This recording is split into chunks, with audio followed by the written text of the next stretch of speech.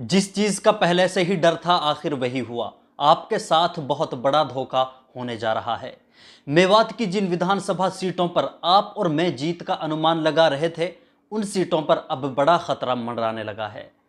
हरियाणा के विधानसभा चुनावों में मुकाबला सीधा बीजेपी और कांग्रेस के बीच है और इस बार मेवात की सभी विधानसभाओं समेत हरियाणा में कांग्रेस की सरकार बनने के ज्यादा आसार नजर आ रहे हैं।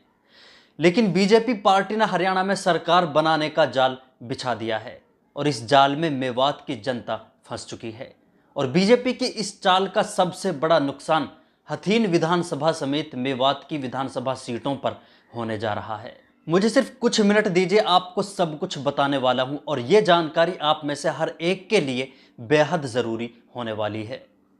हरियाणा में विधानसभा चुनावों के बीच एक तरफ कांग्रेस और दूसरी तरफ बीजेपी पार्टी है। पिछले 10 सालों से हरियाणा में बीजेपी की सरकार रही है, लेकिन इस बार सत्ता बदलने के आसार नजर आ रहे हैं।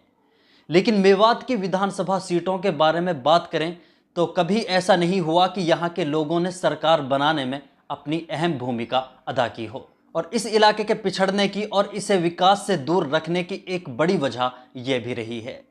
हरियाणा में फिलहाल कांग्रेस और बीजेपी के अलावा इंडियन नेशनल लोकदल यानी इनेलो और बसपा के बीच गठबंधन है, जिसकी इस बार खूब चर्चा भी रही है। लेकिन अगर मैं ये कहूं कि यह गठबंधन बीजेपी ने कराया है और ये एक छुपा हुआ गठबंधन है, इन दोनों पार्टियों का बीजेपी से गठबंधन है, तो हो सकता है शायद आप मुझे गलत कहें, लेकिन ये मैं नहीं कह रहा हूं। ये पार्टियों के नेता कह रहे हैं, ये इनेलो बसपा गठबंधन के नेता कह रहे हैं और बीजेपी पार्टी के खुद नेता कह रहे हैं। इनेलो बसपा गठबंधन के एक बड़े नेता ने यह साफ कह दिया है कि जो भी हमारी सीटें आएंगी, हम उनसे हरियाणा में बीजेपी को ही समर्थन देंगे और हम अपने सहयोग से हरियाणा में तीसरी बार बीजेपी की सरकार बनाएंगे। ये कहा है हरियाणा लोकहित पार्टी यानी हेलोपा पार्टी के प्रमुख गोपाल कांडा ने। गोपाल कांडा पहले एनडीए गठबंधन का हिस्सा थे, फिलहाल वो इनेलो और बसपा पार्टी के साथ जुड़े हैं। इसके बारे में यह भी चर्चा रही कि बीजेपी ने गोपाल कांडा को पार्टी से अलग किया है और उन्होंने अपनी पार्टी से गोपाल कांडा को निकाल दिया है, लेकिन ये सब कुछ खुद सामने आकर गोपाल कांडा ने साफ कर दिया है। गोपाल कांडा ने कहा है कि हमारी पार्टी आज भी एनडीए का हिस्सा है, किसी ने निकाला नहीं है। बीजेपी ने भी टिकट बंटवारे में हमारी राय कई सीटों पर मानी है। मैंने पहले दिन से ही कहा है कि बीजेपी को मेरा अनकंडीशनल सपोर्ट है।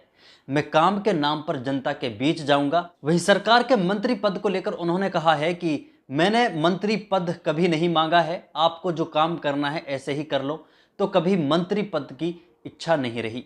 हम अपने सहयोग से इस बार बीजेपी को समर्थन देंगे और बीजेपी की सरकार बनाएंगे। इसके बाद अब एक और बड़े सबूत की तरफ आपको लेकर चलता हूं। रणजीत चौटाला जो काफी दिनों से बीजेपी पार्टी का हिस्सा थे, वो बीजेपी की हर रणनीति में शामिल होते थे। बीजेपी पार्टी को छोड़ने के बाद उन्होंने बता दिया है कि पार्टी के अंदर क्या रणनीति बनाई गई है और क्या कुछ हो रहा है। चलिए खुद रणजीत चौटाला से सुनते हैं कि वो क्या कहते हैं। ये यहाँ नहीं हुआ, ये तो ऊपर से करवाया गया है, दिल्ली से होता है, दिल्ली से सब कुछ करके करा जाता है। आप सारे पत्रकार समझते हैं कि रानिया में अगर शिवपाल कंबोज को टिकट दी जाती है बीजेपी को, तो क्या मतलब है। और जहाँ पिछली बार आदित्य चौटाला 46,000 वोट लेके गया था, उसकी टिकट काट के गांव में सरपंच नहीं बनता, बलदेव सिंह मांगियाना को देने का क्या मतलब है। और इसके बाद इलाहाबाद में जहाँ मीनू बेनीवाल सबसे स्ट्रॉन्ग कैंडिडेट था, जहाँ 1 लाख से ऊपर किसान है, प्योर जाट बेल्ट है जो, उसमें एक अमीर चंद मेहता को तलवार से उठा के टिकट देने का क्या मतलब है। ये सारी टिकटें मैनेज करके दी गई है और बांट के दी गई, एक अंडरग्राउंड समझौता है उसके तहत दी गई है। INLD, बीजेपी और ये आपका हलोपा, इनका तीनों की आपस में अंडरस्टैंडिंग करके दी गई है। मेन लीडरशिप बीजेपी की रहेगी, एक अंदर छोटा गठबंधन है जो। अब ये सब कुछ सुनने के बाद शायद आपका जहन और आपका दिमाग बिल्कुल क्लियर हो गया होगा। अब इस गठबंधन पार्टी से मेवात से जुड़े हुए लीडर्स की बात करते हैं जिस जाल में आपको फंसाया जा रहा है। सबसे पहले नुहू विधानसभा सीट के बारे में बात करते हैं। इसके बारे में खूब चर्चा भी रही। यहां से बीजेपी के टिकट के दावेदार जाकिर हुसैन माने जा रहे थे, लेकिन उनका टिकट काटकर संजय सिंह को टिकट दे दिया गया और इसके बाद बीजेपी के नेता जाकिर हुसैन के बेटे ने इनेलो बसपा गठबंधन से हाथ मिलाया और इनेलो बसपा ने जाकिर हुसैन के बेटे को अपना कैंडिडेट बना दिया।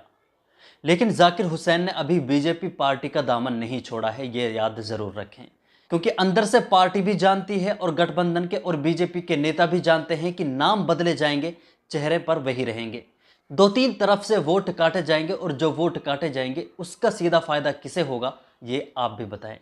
अब बात करते हैं फिरोजपुर झिरका विधानसभा सीट के बारे में। यहां से कांग्रेस के कैंडिडेट मामन खान हैं, बीजेपी के कैंडिडेट नसीम अहमद हैं और इनेलो बसपा गठबंधन के उम्मीदवार यहां से हबीब हवन नगर को बनाया गया है, जो पहले बीजेपी पार्टी में शामिल थे। इसके बाद वो टिकट हासिल करने के लिए कांग्रेस में शामिल हुए।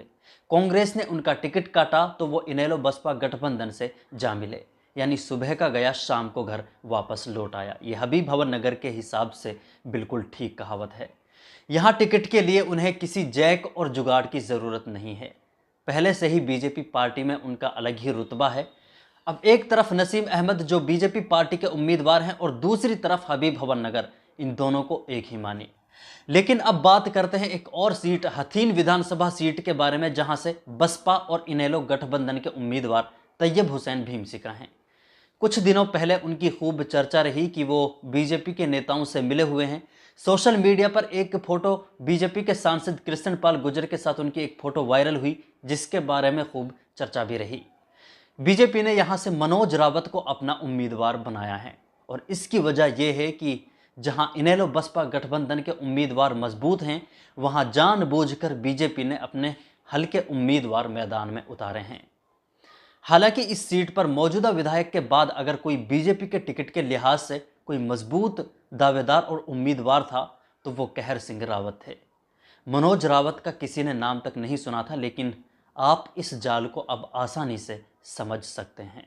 तैयब हुसैन यहाँ से इनेलो बसपा गठबंधन के उम्मीदवार हैं। 2019 के चुनावों में उन्होंने कांग्रेस के उम्मीदवार को हराने में एक अहम भूमिका अदा की और काफ़ी लोगों को लगता है कि वो बीजेपी से अलग हैं, लेकिन आप गलत सोच रहे हैं। आप बीजेपी के समर्थक हैं जो दोबारा हमारी कौम और हमारे समाज पर एक जालिम हुकूमत को मुसल्लत कर रहे हैं।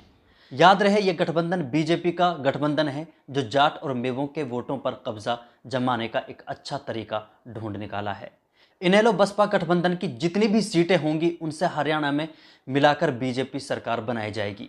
हमारा काम है आपको ऐसी साजिशों से बाखबर रखना, बाकी आपको फैसला खुद लेना है। आप समाज और अपनी कौम के हित के लिए फैसला लेंगे या अपनी ज़िद से जालिम हुकूमत को अपने ऊपर मुसल्लत करेंगे।